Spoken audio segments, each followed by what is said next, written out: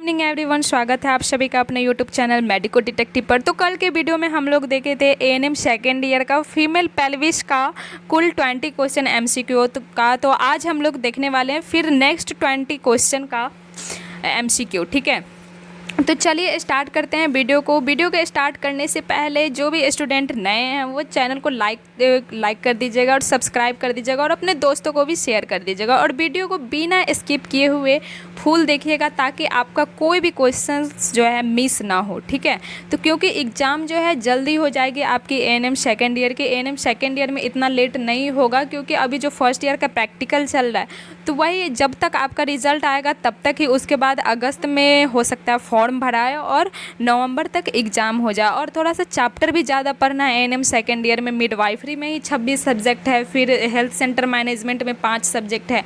तो अगर अभी से कंटिन्यू पढ़ेंगे तो फिर कवर हो जाएगा। उसके बाद प्रीवियस ईयर का भी क्वेश्चन करना है। तो चलिए स्टार्ट करते हैं वीडियो को। क्वेश्चन का आंसर जिनको भी पता होगा वो फटाफट कमेंट में लिखते जाइएगा और जो भी आप लोग को डाउट होगा वो टेलीग्राम में जुड़ करके वहाँ पे आप अपना डाउट को क्लियर कर सकते हैं, यहाँ भी कमेंट कर सकते हैं।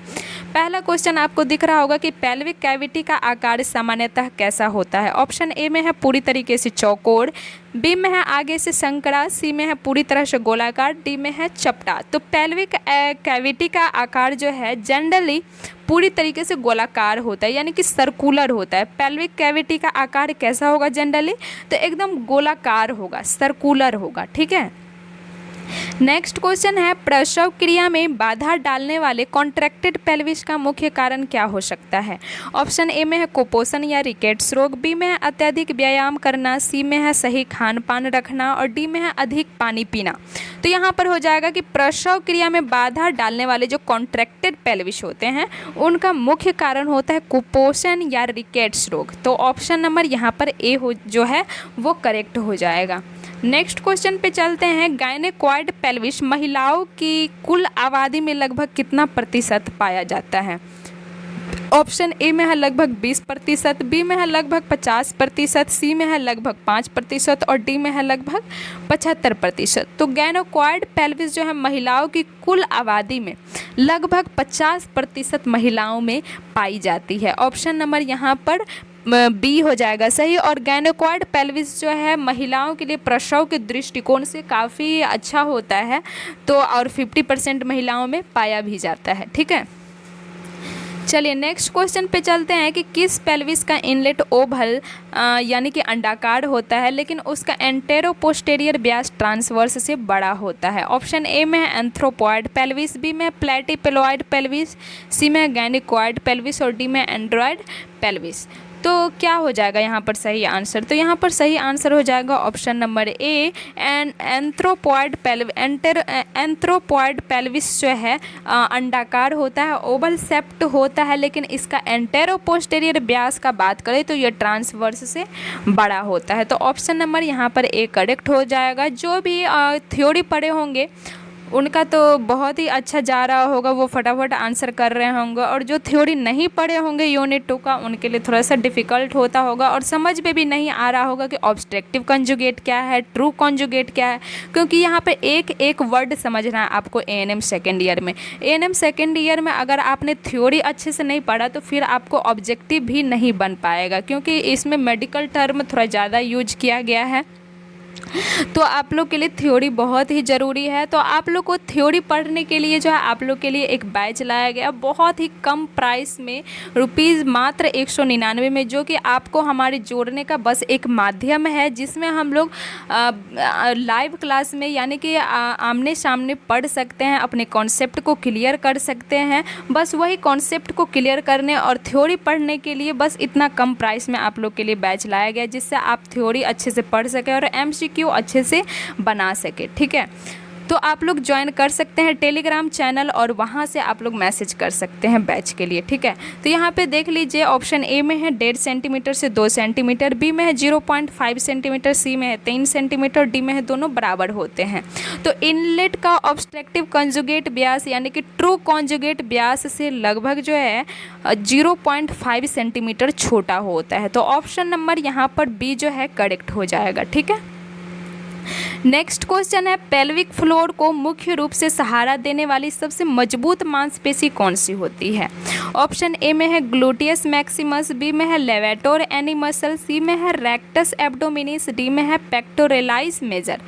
तो पेल्विक फ्लोर को मुख्य रूप से सहारा देने के लिए सबसे मजबूत मांसपेशी की बात करें तो वो हो जाएगा लेवेटोर एनी मसल, यानी कि ऑप्शन नंबर यहाँ पर बी हो जाएगा करेक्ट। ठीक है, आप लोग को जो भी क्वेश्चन का आंसर पता है तो फटाफट कमेंट में लिखते जाइएगा, और नहीं भी पता है तो कॉपी पेन लेकर के आप लोग पढ़ने बैठा करिए, ताकि क्वेश्चन भी लिखिए और आंसर भी लिखिए और आपको याद ही हो जाए। फिर दोबारा रिवीजन करें तो जल्दी जल्दी याद आए आपको और ज़्यादा टाइम नहीं लगे पढ़ने में। ठीक है, और ये सिलेबस जैसे ही कंप्लीट होगा आपको PYQ करवाया जाएगा, तो घबराना बिल्कुल नहीं है। इस चैनल से जुड़े रहिएगा, सारा MCQ यूट्यूब चैनल पर भी आएगा, PYQ भी आएगा, सारा चीज़ इस चैनल पे भी करवाया जाएगा। बात रहा थ्योरी का, तो थ्योरी का कॉन्सेप्ट क्लियर करने के लिए आपको थोड़ा सा तो एकदम सबसे कम प्राइस में सिर्फ जुड़ने के लिए उतना देना पड़ेगा, ताकि आपको अच्छे से कॉन्सेप्ट क्लियर करवा सकूँ, समझा सकूँ। ठीक है, इनोमिनेंट हड्डी का सबसे बड़ा और पंख जैसा फैला हुआ भाग क्या कहलाता है? ऑप्शन ए में है इस्चियम, बी में है प्यूबिस, सी में है इलियम, डी में है सैक्रम। तो इनोमिनेंट हड्डी का सबसे बड़ा और विंग लाइक फैला हुआ भाग जो होता है वो कहलाता है इलियम। वो क्या कहलाता है? इलियम कहलाता है। नेक्स्ट क्वेश्चन पे चलते हैं कि पेल्विक इनलेट के ठीक ऊपर के हिस्से को जो पेट के अंगों को सहारा देता है क्या कहलाता है? ऑप्शन ए में है ट्रू पेल्विस, बी में है फॉल्स पेल्विस, सी में है पेल्विक कैविटी और डी में है पेल्विक फ्लोर। तो यहाँ पर सही आंसर हो जाएगा कि पेल्विक इनलेट के ठीक ऊपर वाला जो हिस्सा होता है, इसके लिए आपको ना पेल्विक का स्ट्रक्चर जब पढ़े होंगे आप, तब आपको ये क्वेश्चन समझ में आएगा। अगर आप थ्योरी नहीं पढ़ें तो ये क्वेश्चन आई थिंक नहीं समझ में आ रहा होगा, क्योंकि आपने पेल्विक को पढ़ा ही नहीं है अच्छे से। ऊपर वाला पार्ट का नाम क्या है, मिडिल पार्ट का नाम क्या है, उसका कौन निकला हुआ उसका पार्ट का नाम क्या है। तो थ्योरी, इसीलिए बार बार मैं बोल रही हूँ कि थ्योरी बहुत ज़रूरी है ANM सेकेंड ईयर के लिए, तभी आपको यहाँ पे MCQ बनेगा। बताइए यहाँ पे क्या हो पाएगा सही आंसर? पेल्विक इनलेट के ठीक ऊपर वाला जो हिस्सा होता है जो पेट के अंग को सहारा देता है, उसको क्या कहा जाता है? तो उसको जो है फॉल्स पेल्विस कहा जाता है। उसको कौन सा पेल्विस कहा जाता है? फॉल्स पेल्विस कहा जाता है। नेक्स्ट क्वेश्चन है, सैक्रल प्रोमोन्ट्री पेल्विस के किस हड्डी का सबसे ऊपरी और आगे की ओर उभरा हुआ हिस्सा है? ऑप्शन ए में है सैक्रम, बी में है कॉकिक्स, सी में है प्यूबिस, डी में है इलियम। तो सैक्रल प्रोमोन्ट्री पेल्विस के जो है सैक्रम, पेल्विस के सैक्रम हड्डी का सबसे ऊपरी और आगे की ओर उभरा हुआ हिस्सा होता है। सैक्रम से ही आया सैक्रल प्रोमोन्ट्री, यानी कि सैक्रम का ऊपर और आगे का उभरा हुआ हिस्सा जो है सैक्रल प्रोमोन्ट्री होता है। नेक्स्ट क्वेश्चन है, जब भ्रूण का सिर इस्चियम स्पाइन के स्तर पर होता है तो स्टेशन को क्या माना जाता है? ऑप्शन ए में है स्टेशन -1, बी में स्टेशन +1, सी में स्टेशन 0, डी में स्टेशन -2। तो जब भ्रूण का सिर इस्चियम स्पाइन के स्तर यानी कि लेवल पर होता है तो स्टेशन को स्टेशन 0 माना जाता है। ऑप्शन नंबर यहाँ पे सी करेक्ट हो जाएगा। नेक्स्ट क्वेश्चन है, फीमेल पेल्विस में सब प्यूबिक एंगल लगभग कितने डिग्री होता है जो प्रसव को आसान बना देता है? ऑप्शन ए में है 60 से 70 डिग्री, बी में है 80 से 90 डिग्री, सी में 110 से 120 डिग्री, डी में है 45 से 50 डिग्री। तो फीमेल पेल्विस में सब प्यूबिक एंगल जो है लगभग 80 से 90 डिग्री पर होता है, जो प्रसव को आसान इजली बना देता है। ठीक है, नेक्स्ट क्वेश्चन पे चलते हैं कि प्रसव के दौरान फॉल्स पेल्विस का मुख्य प्रसूति महत्व क्या है? ऑप्शन ए में है यह बच्चे के सिर को रास्ता देता है, बी में है इसका कोई प्रत्यक्ष प्रसूति महत्व नहीं होता है, सी में यह प्रसव की गति को बढ़ाता है और डी में है यह प्लेसेंटा को बाहर निकालता है। तो यहाँ पर सही आंसर हो जाएगा कि प्रसव के दौरान यानी कि ड्यूरिंग लेबर फॉल्स पेल्विस का जो मुख्य प्रसूति महत्व होता है वो होता है कि इसका कोई प्रत्यक्ष प्रसूति महत्व होता ही नहीं है। फॉल्स पेल्विस का कोई प्रसूति महत्व नहीं होता, यह सिर्फ ना ऑर्गन को सपोर्ट करेगा, अंग को सपोर्ट करेगा, वैसा कोई इसका महत्व नहीं होता है। नेक्स्ट क्वेश्चन की बात करें तो नेक्स्ट क्वेश्चन है पेल्विक कैविटी का ऑब्लिक व्यास लगभग कितना सेंटीमीटर होता है। ऑप्शन ए में है 11 सेंटीमीटर, बी में है 13 सेंटीमीटर, सी में है 12 सेंटीमीटर और डी में है 10। तो यहाँ पे सही आंसर हो जाएगा कि पेल्विक कैविटी का ऑब्लिक व्यास जो है लगभग 12 सेंटीमीटर होती है। ऑब्लिक व्यास लगभग कितना सेंटीमीटर होता है पेल्विक कैविटी का, तो 12 सेंटीमीटर हो जाएगा। ठीक है, नेक्स्ट क्वेश्चन पे चलते हैं।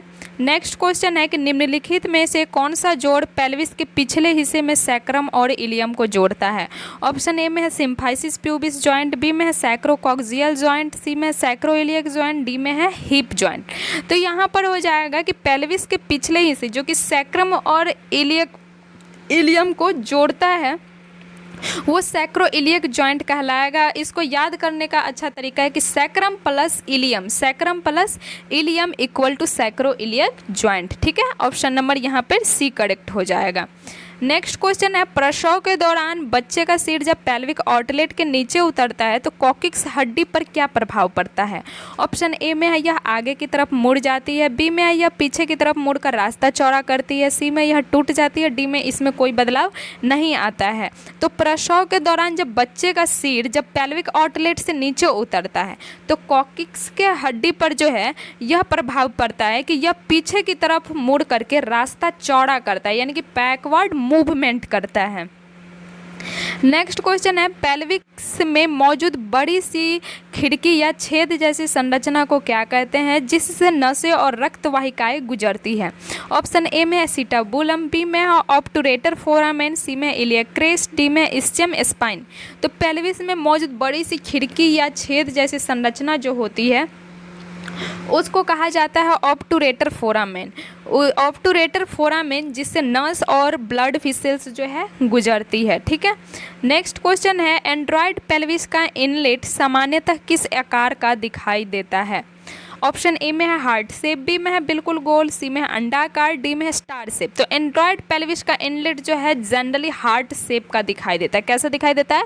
हार्ट शेप का, सबको पता होगा हार्ट शेप का। ठीक है, चलिए नेक्स्ट क्वेश्चन पे चलते हैं। पेल्विक के इनलेट पर कुल कितने मुख्य शारीरिक लैंडमार्क होते हैं जिनका अध्ययन किया जाता है। तो लैंडमार्क बहुत ही इंपॉर्टेंट है, एक तो आपके एग्जाम में भी पूछे जा सकते हैं और लैंडमार्क जानेंगे आप तभी जा कर के आपको पेल्विस का पूरा ज्ञान हो पाएगा।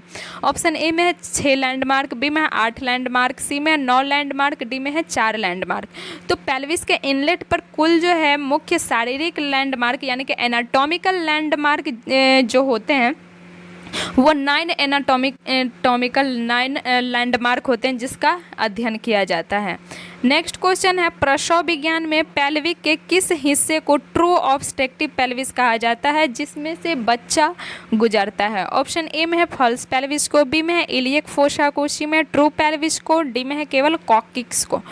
तो यहाँ पर ऑब्स्ट्रक्टिव में पेल्विस के जो है पेल्विस के ट्रू पेल्विस को ट्रू ऑब्स्ट्रक्टिव पेल्विस कहा जाता है जिससे बच्चा जो है गुजरता है। पहले इनलेट फिर कैविटी उसके बाद आउटलेट। बच्चा इन करता है इनलेट में प्रसव के दौरान, उसके बाद कैविटी में आता है, फिर बच्चा आउट हो जाता है आउटलेट के द्वारा यानी कि बच्चा डिलीवर हो जाता है। नेक्स्ट क्वेश्चन है इनलेट के ट्रांसवर्स डायमीटर की सामान्य लंबाई कितनी होती है। ऑप्शन ए में है 11 सेंटीमीटर, बी में है 12 सेंटीमीटर, सी में है 10 सेंटीमीटर, डी में है 13 सेंटीमीटर।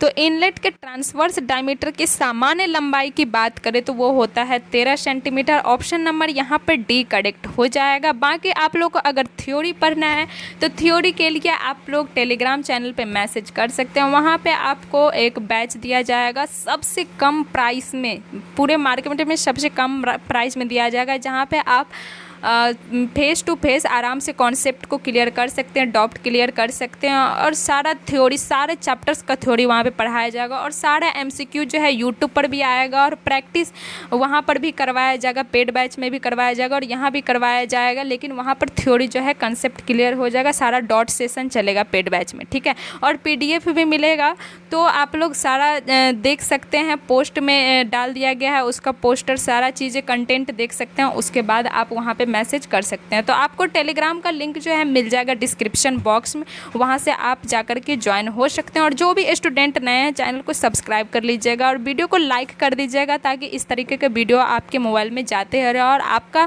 प्रैक्टिस जो है बना रहे। ठीक है।